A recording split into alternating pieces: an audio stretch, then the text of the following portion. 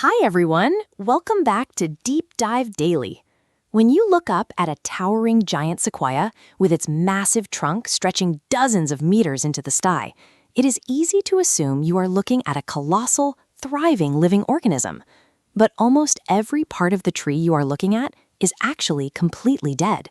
The vast majority of that enormous wooden structure, the sprawling branches, the deep roots, the thick trunk, is a massive biological graveyard hiding in plain sight.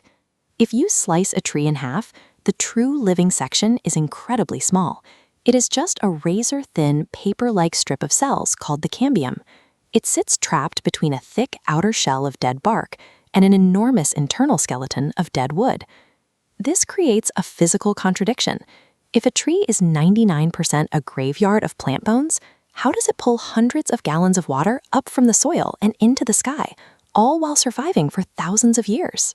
To pull this off, trees do not operate like animals. They are highly efficient biological machines that actively forge and weaponize their own dead tissue to survive the elements and dominate the landscape. The process starts at that thin living ring, the cambium. The stem cells here divide and grow inward, creating a layer called the xylem, and the xylem operates as a continuous biological conveyor belt of death. As these new inward-growing cells mature, they flood their walls with lignin, a tough, rigid macromolecule that acts like biological concrete. The cells then intentionally hollow themselves out, completely shedding everything inside that once made them alive, until they finally die, leaving behind only hard, empty tubes. Year after year, as the tree grows thicker, new cellular corpses are layered tightly on top of older corpses. This forms an enormous, passive plumbing network that stretches uninterrupted from the roots deep underground to the highest leaves. To move water up through this dead plumbing without a pumping heart, the tree uses a physics hack called transpiration. Water molecules naturally cling tightly to one another, acting like tiny, sticky magnets, forming a continuous, microscopic chain. Up in the canopy, the heat from the sun constantly evaporates water out of billions of tiny pores in the leaves. As one molecule turns to vapor and exits into the air, it pulls the next one up to take its place, dragging the entire rope of water hundreds of feet into the sky. Lifting water that high requires suction pressure equivalent to dozens of atmospheres. If humans built a machine to pull water with that much force, it would instantly crush the pipes or cause the water to spontaneously boil. But inside these narrow, airtight plant phones, the water stays liquid. By relying entirely on basic chemical physics and incredibly strong dead architecture, the tree moves thousands of liters of water with zero energy cost, achieving physical engineering feats that living muscles simply cannot match. But moving water is only half the equation. The tree also needs a way to transport the sugar produced up in the leaves down to the roots and send chemical signals across its massive body. This is handled by the outward growing cells called the phloem. The phloem acts as the living software of the tree, but building this transport system requires a severe biological compromise from a specific group called sieve cells. Their grim fate is to become a living pipeline.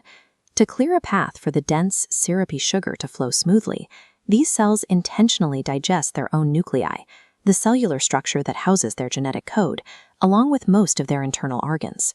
They reduce themselves to brainless, hollowed-out biological tools. Stripped of their internal structures, they are completely unable to keep themselves alive. They only survive because a second group, known as companion cells, permanently docks onto them. These companion cells act as life support systems, constantly pumping energy and instructions into the crippled pipeline. The internal logic of the tree requires total microscopic teamwork and extreme self-mutilation just to maintain the thin layer of living tissue that keeps the towering dead structure fed. Sitting right on top of this fragile living network is another layer of stem cells, producing a second conveyor belt of death. As these exterior cells mature, they kill themselves to form a thick, impenetrable wall, the bark. This rugged outer shell of cellular corpses is tasked with taking all the physical damage from the outside world.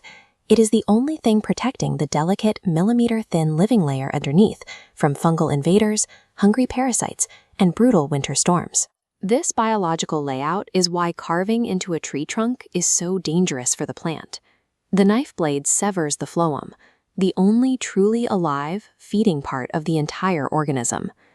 By maintaining a body that is almost entirely composed of hardened, dead cells, trees cleanly bypass the biological wear and tear that ages animals.